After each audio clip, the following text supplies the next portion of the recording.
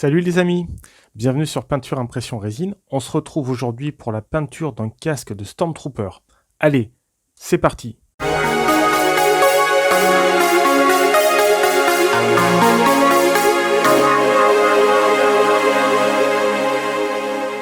Coucou les amis. Bien écoutez, je suis très content de vous retrouver aujourd'hui pour cette vidéo sur un casque de Stormtrooper directement sorti d'une bataille de Star Wars. J'espère que vous allez bien, ça fait un petit moment qu'on ne s'est vu, mais écoutez, je vais essayer de faire de mon mieux pour vous sortir des vidéos un petit peu plus régulièrement. Donc aujourd'hui, le travail va porter principalement sur le travail du coup de la couleur os, puisqu'on va, on va peindre le crâne qui est à l'intérieur du casque. Ensuite, on va travailler sur le blanc. Je vais vous montrer comment donner un peu de volume au blanc et quelles étapes à l'aérographe utiliser pour le dégrader. Et puis on finira bien sûr par le noir, puisque c'est le triptyque gagnant sur ce modèle.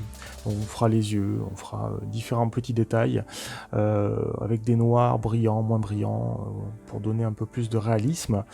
Et puis pour terminer, on va vieillir le modèle, on va créer des dégâts, des effets de brûlé, des effets d'éclat, un petit peu partout, puisqu'il est quand même bien amoché. Donc ça va être l'occasion de faire du wavering. Voilà, bon bah écoutez, je vais commencer déjà par passer une couche de Zangri Dust sur la partie du crâne, puisqu'on va commencer par le crâne. Et puis ensuite, bien écoutez, je vous retrouve pour vous expliquer les étapes suivantes. A de suite. Alors quelques précisions les amis avant de commencer sur ce que j'utilise comme matériel là pour cette vidéo. Donc au niveau de l'aérographe, c'est un Infinity CR+, donc mon aérographe que j'utilise toujours, que j'aime bien.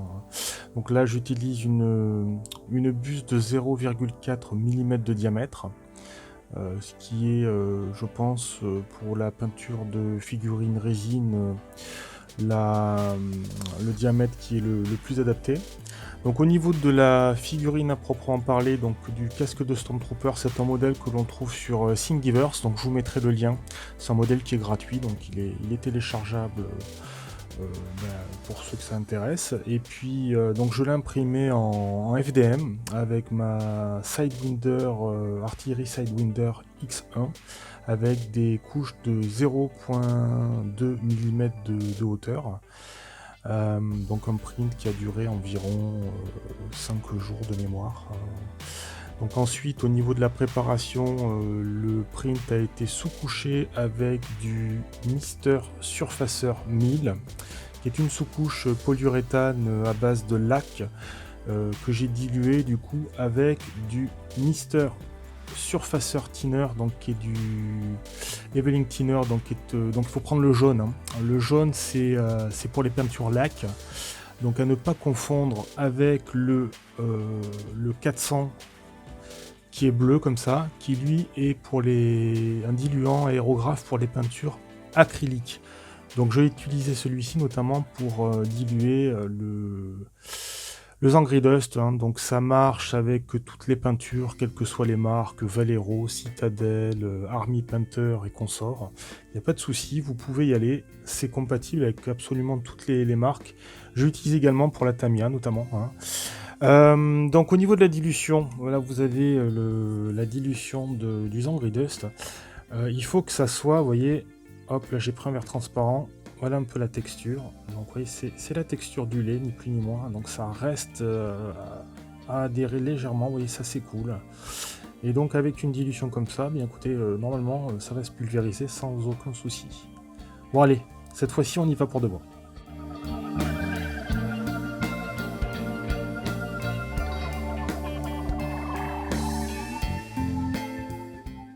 Voilà le résultat les amis. Donc j'ai fini de passer ma couche donc, de façon uniforme de Zangri Dust. Petite précision importante que je n'ai pas fait tout à l'heure. Alors pour la pression de l'aérographe, j'utilise une pression à 1,2 bar. Et puis autre précision importante, bien sûr, comme toujours, vous n'oubliez pas de mettre votre masque de protection quand vous pulvérisez de la peinture à l'aérographe. Euh, alors c'est moins grave si vous n'en avez pas sur des toutes petites pièces que vous pourriez faire, la figurine 32 mm ou 28 mm, avec de la peinture acrylique, tout ce qui est plus classique. Sur des petits volumes, les pulvérisations sont faibles. Dès que vous attaquez de la peinture sur figurine résine ou FDM, donc avec des surfaces un petit peu plus importantes, vraiment pensez à vous protéger parce que c'est extrêmement nocif sur le long terme de respirer des vapeurs de peinture et notamment de solvant qu'il peut y avoir dedans. Donc voilà, pensez à vous protéger, je vous le dis à chaque fois, mais c'est important. Alors maintenant qu'on a fini cette étape de sous-couche, hein, donc qui est passée façon voilà, grossière, l'idée là c'est vraiment d'avoir un aplat. On va commencer à donner un peu de volume en fonçant certaines parties. Donc je vais notamment utiliser donc une peinture de chez Prince Auguste, qui est une peinture qui s'appelle qui est fumée, donc qui est une espèce de couleur marron un peu translucide foncé, donc qui est sympa notamment pour faire des os, des choses comme ça. Alors c'est pareil, hein, je vous donne des couleurs, là je vous donne des marques, je vous donne voilà. Peu importe la marque, hein, au final. Hein. Ce qui compte, c'est que vous ayez une couleur qui se rapproche de ce que je vous indique. Moi, c'est ma façon de faire. Après, il n'y a pas de marque en particulier à avoir, donc n'allez pas investir sur ce modèle-là de peinture parce que vous l'avez pas. Si vous n'avez pas ça, vous prenez un marron un peu plus foncé, voilà, vous prenez quelque chose qui s'en approche, et ça fera très très bien le job. Donc ce qu'on va faire, c'est qu'on va passer maintenant cette couleur là, donc tout autour du crâne, donc sur la liaison entre le casque et le crâne. On va le passer également à l'intérieur du nez, à l'intérieur de l'orbite de l'œil, sur les côtés là où c'est un petit peu plus caché, sur le dessous. Donc sur toutes les zones en fait qui vont prendre un petit peu moins la lumière, on va passer cette couleur là. Et là aussi, peu importe si c'est un peu grossier, c'est pas très grave, puisqu'après on aura d'autres étapes où on va venir éclaircir tout ça. Bon, bah écoutez, je prépare la couleur fumée de Prince Auguste, et puis je vous la passe dans la foulée. A de suite.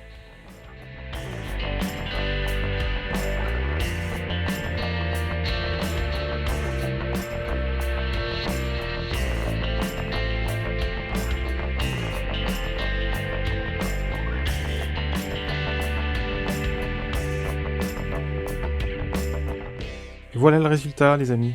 Donc j'ai fini de passer, vous voyez, ma couleur fumée, et donc ça permet quand même déjà de dégager des volumes, hein, tout simplement. Donc je suis repassé une deuxième fois à l'intérieur de l'orbite, j'ai gardé, vous voyez, des zones qui prennent un peu plus la lumière comme ça. Donc on va continuer dans cette lignée, on va pousser encore un petit peu les contrastes, donc on va continuer à foncer dans un premier temps, vraiment pour créer cette forme de dégradé, puisqu'on va avoir quand même toutes ces parties-là ici, après, qui vont être brûlées, hein, qui vont être abîmées. Donc il faut quand même pousser au maximum les contrastes pour que ça donne un effet un petit peu plus, voilà, proéminent du crâne. Il faut qu'on ait l'impression qu'il sorte un peu du casque. Et donc pour ce, je vais encore foncer un petit peu en utilisant carrément cette fois-ci du noir. Hein. Donc là je vais prendre du noir de chez Tamiya, mais bon, n'importe quel noir fait l'affaire. Moi je l'utilise celui-là parce que j'aime bien la peinture Tamiya se pulvérise quand même très bien à l'aérographe, hein, donc c'est une peinture qui est exclusivement faite pour l'aérographe, donc ça passe tout seul. Donc je vais principalement m'attacher à foncer les orbites, le nez et quelques petits endroits, mais de façon beaucoup plus légère que ce qu'on vient de faire. Et une fois ça terminé, on va attaquer les éclaircissements pour redonner un petit peu plus de luminosité en ensemble. Bon bah allez, j'y retourne, à de suite.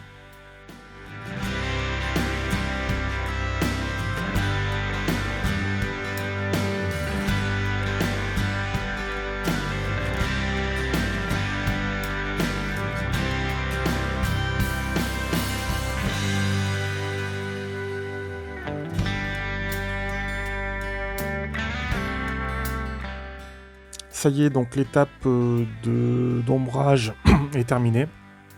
Et donc on va pouvoir passer aux éclaircissements. Donc vous voyez, j'ai bien mis du noir, donc ça renforce le côté un peu brûlé. Donc j'ai fait du noir également sur le côté, comme vous pouvez le constater. Ça permet aussi de démarquer le crâne du reste du casque. Après, bien sûr, on fignolera tout ça. Donc ce que je vais faire maintenant, c'est que je vais passer un petit peu de Dead Flesh de chez Valero Game Air, qui est une couleur kaki clair, qui va permettre du coup de porter quelques points de lumière de ci de là sur le crâne. Donc je pense notamment aux dents, je pense aux parties qu'il y a juste au-dessus des dents, le haut du nez, l'arcade, un petit peu le crâne, les différents endroits. Donc on va y aller progressivement et on va redonner un petit peu de lumière sur ces parties-là. Et puis pour la partie du crâne, on s'arrêtera là dans un premier temps parce que je veux absolument voir ce que ça donne une fois qu'on a fait le reste du casque, en blanc notamment. Donc on y reviendra certainement dans un second temps, mais pour avoir une vision d'ensemble, c'est bien aussi de faire des allers-retours comme ça entre une partie qu'on a terminée, plus ou moins, et puis le reste de la figurine. Comme ça permet d'homogénéiser un petit peu le rendu global. Et donc moi j'aime bien comme ça faire des allers-retours sur ce type de figurine. Bon bah écoutez, je prépare le Dead Flesh et puis je vous le passe aussi pour que vous puissiez voir en direct comment je l'applique.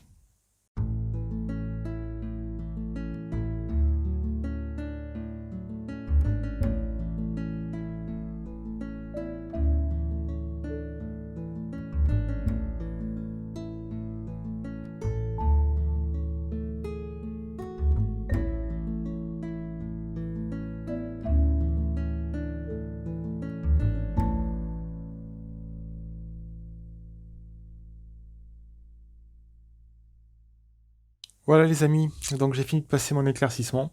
Donc là pour l'instant, bon je sais pas si on voit bien les nuances à la caméra, mais on a quand même quelque chose qui est plutôt sympa en tout cas.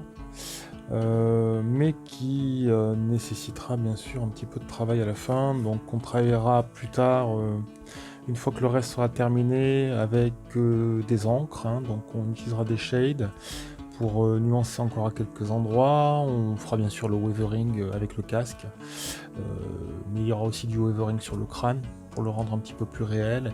Et puis on poussera le contraste, notamment au niveau des dents, en faisant l'intérieur les interstices entre les dents avec des shades, etc. Donc des petits éclats aussi sur le casque, sur le crâne, des petits éclats d'os qui sont arrachés et autres. Donc on aura une vision de toute façon beaucoup plus claire des choses une fois que le casque sera fait. C'est toujours pareil, on a tendance à se focaliser toujours quand on peint sur une partie en particulier et on ne voit que ça. Or il faut toujours garder à l'esprit que quand on regardera la figurine à la fin, il y aura des points sur lesquels le regard va forcément se focaliser. Le crâne en fera partie, mais pas que. Il y aura aussi le casque, il y aura les autres éléments qui constituent la figurine. Et donc c'est bien l'ensemble qu'il faut traiter et non pas une zone en particulier. C'est pour ça que là je vais m'arrêter sur cette partie-là du crâne et puis j'y reviendrai dans un second temps. Donc ce que je vais faire maintenant, tout simplement, afin de protéger cette partie et avant de la masquer, je vais utiliser du vernis brillant. Donc je vais utiliser notamment du vernis brillant de chez Valero. Donc c'est un vernis brillant acrylique qui est déjà dilué, prêt à l'emploi pour l'aérographe, donc vous n'avez même pas besoin de le diluer. Donc c'est une bouteille de combien, qui est assez grande, hein, donc il y a de quoi faire. 500 ml, vous voyez, donc 500 ml de vernis comme ça. Prédilué, donc j'utilise du vernis brillant, pourquoi ? Parce que le vernis brillant il est beaucoup plus solide et lisse une fois qu'il est passé que le vernis mat. Et donc une de ses caractéristiques, c'est que quand on va vouloir passer des shades dans les trous, etc. de la figurine, ça va beaucoup plus glisser en fait, puisque la surface du vernis brillant est beaucoup plus plane, beaucoup plus lisse. il y a beaucoup moins d'aspérité que sur un vernis satiné ou sur un vernis notamment mat, qui lui, au contraire, est très granuleux pour capter la lumière et éviter qu'il y ait des reflets. Donc je vais passer ce vernis à l'aérographe, je vais attendre que ça sèche pendant quelques heures, et puis une fois que ça sera sec, je passerai du masquage. Donc je vais masquer tout autour de ma figurine avec du masking tape de chez Tamiya, comme vous m'avez déjà vu le faire, et puis du coup on continuera le reste. Donc je vais faire une pause le temps que tout ça sèche après avoir passé le vernis, et puis on se retrouve juste après pour vous et un petit peu dans quelques heures pour moi. A plus tard, salut les amis. Voilà le résultat après la séance de masquage et de vernis. Donc entre le moment où j'ai passé mon vernis et le moment où j'ai positionné mon masquage à base de masking tape et de pâte de masquage de chez MIG, j'ai laissé passer 12 heures, hein, donc pour que le vernis soit vraiment sec à cœur et éviter tout risque de décollement. Donc ce qu'on va faire maintenant, les amis, c'est qu'on va traiter le casque, le blanc du casque. Et pour ce, on va commencer par passer une couche sur l'intégralité de la figurine, sur l'intégralité du casque, à base d'un gris moyen. Donc ça va pas être, je vais pas laisser la sous-couche, hein. Je pourrais très bien peindre sur la sous-couche directement, mais la sous-couche me plaît pas en termes de gris. Donc là, ce que je vais faire, c'est que je vais faire un mélange à base de XF24, qui est un gris sombre de chez Tamiya, donc pour 50%, et je vais utiliser pour 50% du blanc mat de chez Tamiya. Donc ce mélange va être passé sur l'intégralité, et ça là va constituer notre base pour commencer à traiter le blanc. Puisqu'en effet, pour faire un blanc qui a un peu de volume, ce qu'il faut, c'est toujours partir d'un gris. Voilà. Donc ne faites pas un aplat directement de blanc, sinon votre figurine va être complètement lisse et il n'y aura pas de reflet, il n'y aura pas d'impression de volume. Donc vous partez d'un gris, et à partir de ce gris là, vous allez voir, on va petit à petit dégrader vers le blanc, afin de garder des zones plus foncées et puis des zones plus claires sur lesquelles la lumière va pouvoir être un petit peu plus proéminente, hein, pour donner ces effets de volume.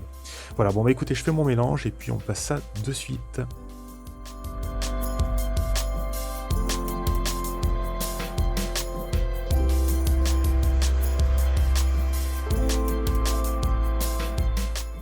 Bon, maintenant que j'ai passé mon gris sur tout le casque, je vais tout simplement dégrader à base de blanc de chez Tamiya.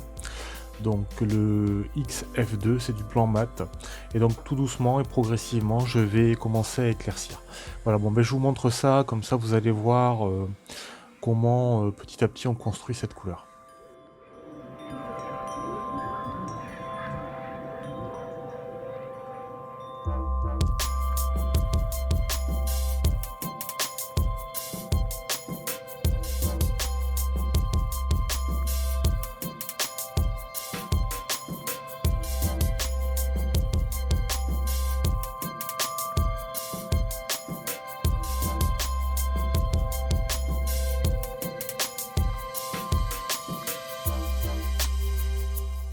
Voilà ce que ça donne une fois qu'on a passé le blanc.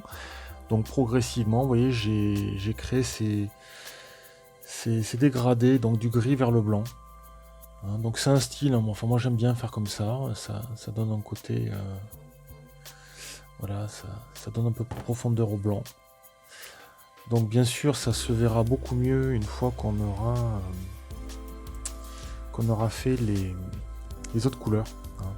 Donc là, ce que je vais faire maintenant, c'est que je vais repasser du noir à l'aérographe, donc sur toutes les craquelures. Hein, donc je vais passer du noir pour donner un effet...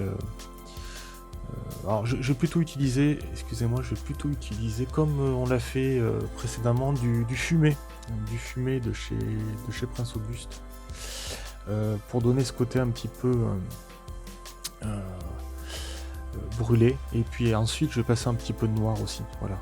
Donc je vais enchaîner les deux étapes pour aller un petit peu plus vite, et puis une fois qu'on aura terminé ces parties là, On attaque ensuite le travail des parties noires qui seront au pinceau.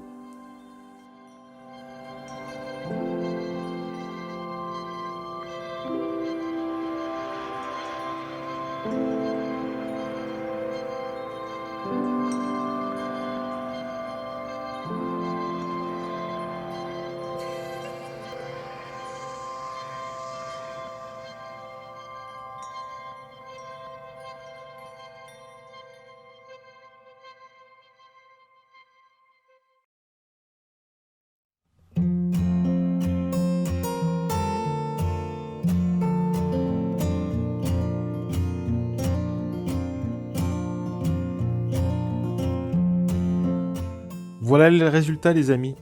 Eh bien, j'ai terminé pour les parties aérographes. On reviendra peut-être un petit peu une fois que le reste sera terminé à la fin avec des shades pour la partie wavering. Maintenant, ce qu'on va faire, c'est je vais enlever le masquage. Et puis, on va attaquer toutes les parties noires et les détails du casque avec le pinceau, tout simplement. Donc là, c'est la partie toujours la plus sympa quand on enlève le masquage, puisque on voit réapparaître ce que l'on a fait en dessous. Donc, je vais enlever tout ça et je vais vous montrer ce que ça donne. Voilà, alors, c'est toujours un petit peu embêtant. Ça c'est cette partie également.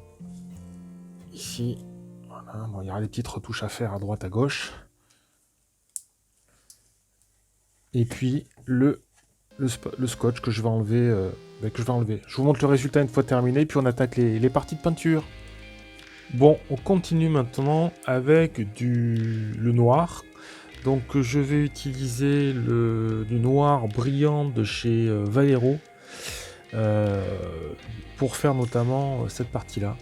Et puis je vais enchaîner avec les autres parties en noir, où là où je vais utiliser tout simplement du noir mat. Voilà.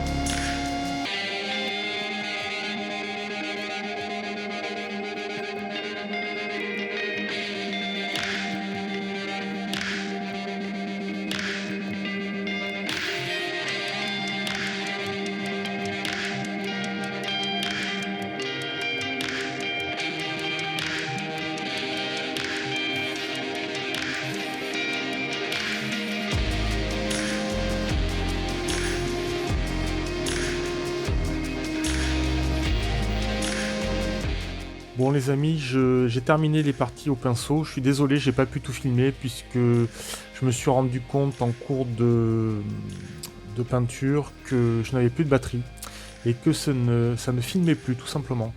Donc j'ai terminé pour les parties pinceau, donc rien de bien compliqué en fait. Hein. J'ai passé du bleu-gris sur les différents endroits. J'ai regardé sur les images de référence pour voir où c'était. Et donc voilà. Donc simplement un aplat à ces endroits en plus du noir. Et voilà le résultat. Donc ce que je vais faire maintenant, comme on se l'était dit au départ, alors j'ai verni pour protéger tout ça. J'ai passé un coup de vernis brillant. Et maintenant je vais retoucher un petit peu les dents, notamment un petit peu les os avec un léger voile de couleur encore. Donc je vais réutiliser le Dead Flesh de chez Vallejo. Alors repasser un petit peu de Dead Flesh pour éclaircir encore un petit peu. Et puis une fois que ça sera fait, on va attaquer la partie Wavering. Alors pour la partie Wavering, je vais utiliser différentes techniques, donc notamment des pigments. On va utiliser les pigments, on va utiliser aussi des crayons. Vous allez voir, je vais vous montrer des crayons gras pour plaisir un petit peu tout ça. Et un autre point, alors je me suis beaucoup posé la question, mais je pense que je vais quand même le faire. Je vais utiliser de la couleur métal pour donner des petits coups, des petites éraflures de côté métallique. Et puis on va aussi remplir les trous qui sont là, ainsi que l'intérieur des rainures, avec un petit peu d'encre de chez Citadel.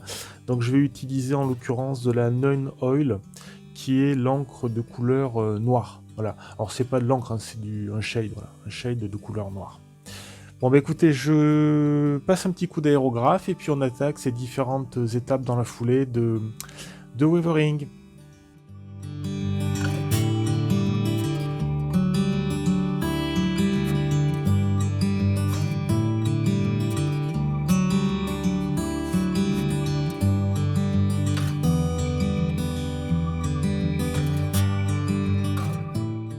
Voilà les amis, donc j'ai fini de passer mon bleu comme vous pouvez le voir dans les fentes.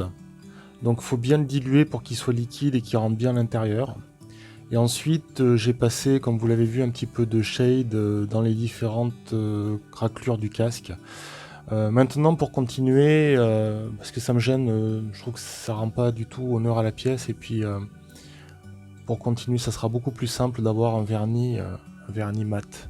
Donc je vais recouvrir l'intégralité du modèle de vernis mat pour enlever ce côté brillant. Ça va être beaucoup plus sympa au niveau des dégradés. Et puis en parallèle, dans la deuxième étape qui va suivre de Weathering, on va faire des éclats de métal. Et si je fais des éclats de métal avant de vernir avec du mat, ça va leur enlever le côté brillant. Donc je passe le vernis et ensuite on va faire tout ce qui est weathering à base de pigments, le métal et les crayons. Allez, c'est parti. Donc là je vais y aller un petit peu en mode improvisation les amis. Je vais vous décrire étape par étape ce que je fais. Donc je vais commencer par utiliser de l'aluminium de chez Mr Color. Qu'on va tapoter avec de la mousse de blister que j'ai récupérée dans un emballage.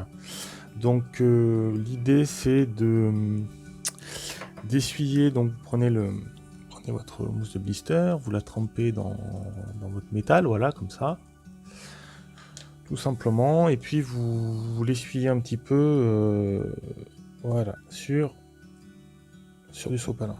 Et ensuite, eh bien, on va pouvoir, comme ça, donner des petits éclats. Alors, après, tout ça, ça va être nuancé. Hein. Parce qu'on repassera un petit peu d'encre par-dessus tout ça pour... Hein. On va partir du principe que l'armure est un alliage avec un petit peu de métal. Même si on ne sait pas trop en réalité. Donc voilà, vous y allez voilà, comme vous le sentez. Hein, il faut laisser libre cours à votre côté artistique. C'est pas évident de faire ce genre de choses tout en parlant.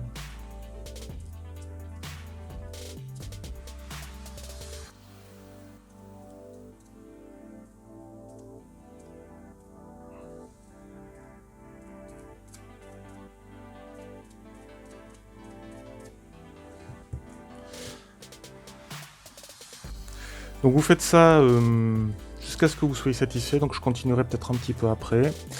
Ensuite, pour continuer le weathering, on va pouvoir utiliser des crayons. Des crayons comme ça. Donc des crayons plutôt gras. Donc vous les taillez bien, hein, et puis vous pouvez vous amuser un petit peu à redéfinir certaines zones. Donc par exemple, là je prends un crayon blanc, hein, vous voyez, et là je vais pouvoir repasser sur certains endroits comme ça. Alors tout ça va se mélanger avec le vernis ensuite. Là c'est votre imagination qui...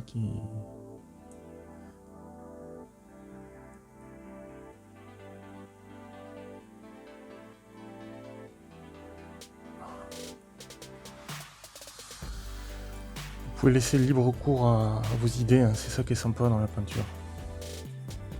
Faut se lâcher, faut tester, oui, j'ai trop l'habitude de faire ça, mais c'est pas grave, je tente. On va foncer un petit peu.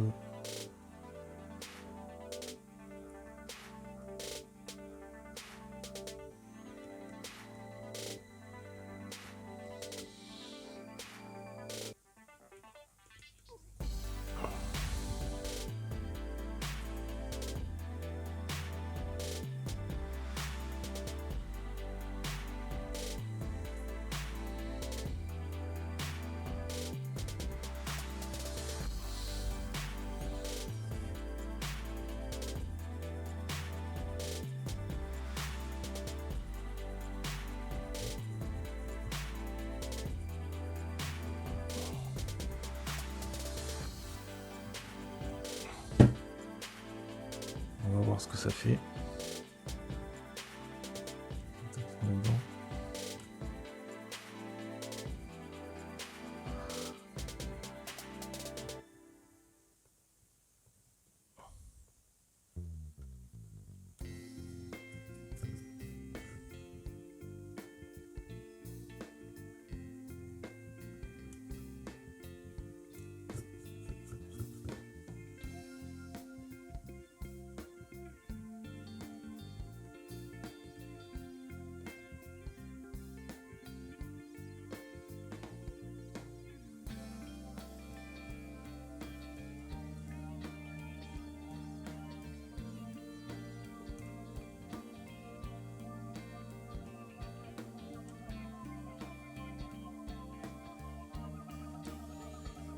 Voilà. Ouais, c'est sympa. Sympa une fois que ça sera peint, tous ces petits détails, c'est sympa. Voilà, donc je continuerai après tranquillement. Vous avez vu la deuxième technique. Ensuite, ce qu'on va faire, c'est qu'on va utiliser des pigments. Donc là, c'est du sable. Je pars du principe que c'est un casque qui vient d'une planète un petit peu sableuse, Tatooine ou autre. Donc il traîne dans le sable. Donc on va faire du sable un peu partout. Et puis, je vais faire aussi, avec des pigments, des éclats de saleté, de poussière un petit peu type blaster, vous voyez. Ben, je vais commencer par ça. Alors je vais utiliser la couleur soot de chez Tamiya, c'est la plaquette B. Donc c'est une... ouais, c'est comme du maquillage. C'est aussi des pigments qui sont très gras. Et ça, c'est top pour faire des trucs... voilà, type un petit peu... saleté.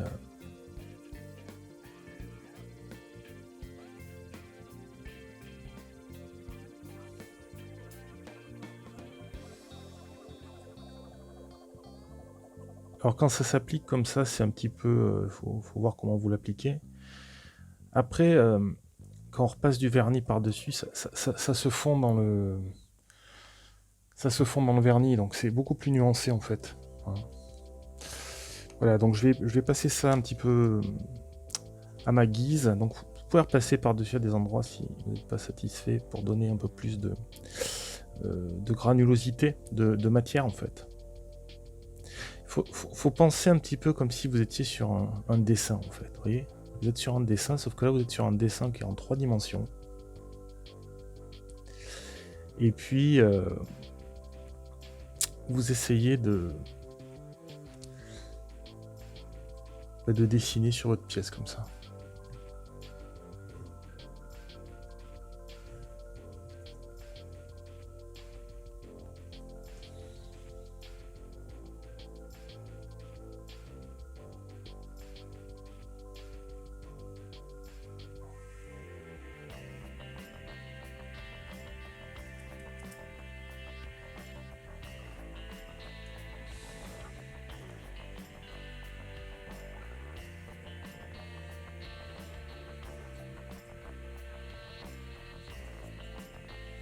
Bon, vous avez compris l'idée.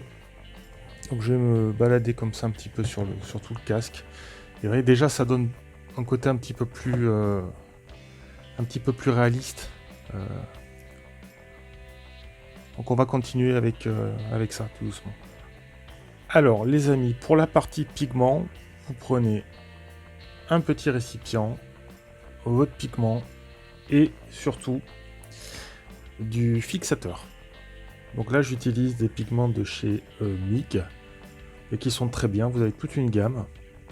J'en ai de plein d'autres marques aussi, hein, mais ceux-là font très bien l'affaire. Donc quand vous voulez faire votre sable, alors, pas besoin d'en mettre énormément, les pigments sont très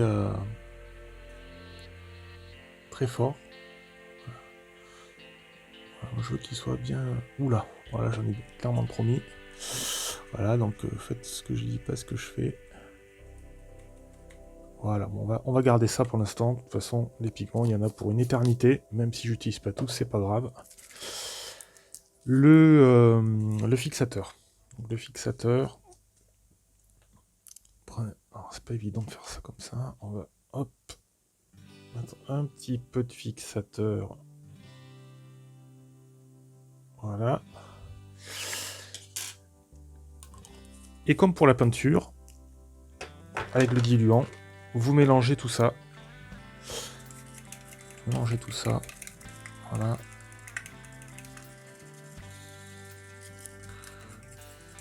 Et ensuite, on va passer ça sur la figurine.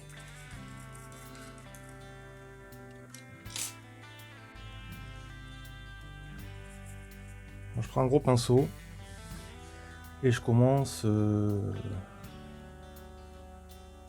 par le bas. Voilà, on va faire hop, comme ça.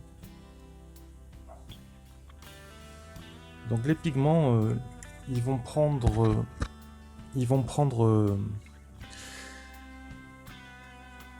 C'est en séchant qu'on va commencer à voir tout ça. Alors, je pense que je vous l'ai déjà dit dans une vidéo précédente. Ce qui est pas mal avec ça, c'est que quand c'est sec, vous pouvez les retravailler à votre guise avec du diluant.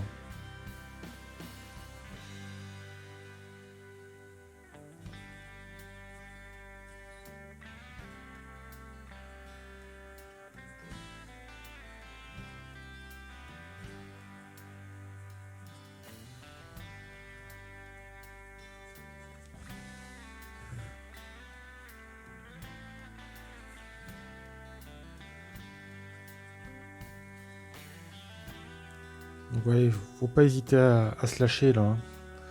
Peu importe si vous n'êtes pas sûr, vous y allez et puis vous verrez bien. Après c'est modifiable dans tous les cas.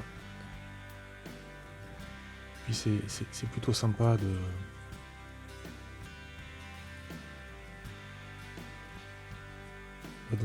voir à la fin si on s'est pas trop trompé. Souvent j'ai des débutants qui me contactent et qui me disent oui, j'ai peur d'abîmer ma peinture ou de ruiner ma figurine. C'est pas grave, hein, entre nous soit dit, il faut tenter, qui ne tente rien n'a rien. Vous voyez, moi j'y vais en mode barbare, là je me pose pas trop de questions. Et souvent on se surprend soi-même quand on essaie des choses comme ça.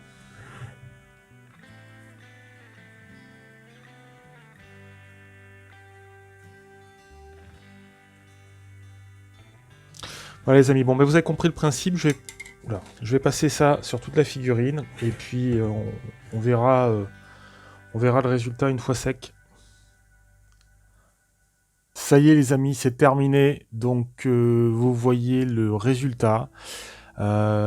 Simplement, j'ai repassé un petit peu de noir brillant sur l'œil, donc c'est pas tout à fait sec encore, pour donner l'effet casque. Et puis les pigments dans certains endroits sont pas encore complètement secs, mais vous avez une bonne vision de l'ensemble, de ce que ça peut donner. Mais écoutez, c'est pas mal comme ça, je pense que je vais m'arrêter là pour cette vidéo. Vous avez vu les quelques étapes pour arriver à ce résultat, c'est le principal. J'espère que cette vidéo vous aura plu, n'hésitez pas à laisser un petit like ou à la partager si vous avez aimé. Et puis je vous dis à très bientôt les amis pour une prochaine vidéo sur peinture, impression, résine. Salut!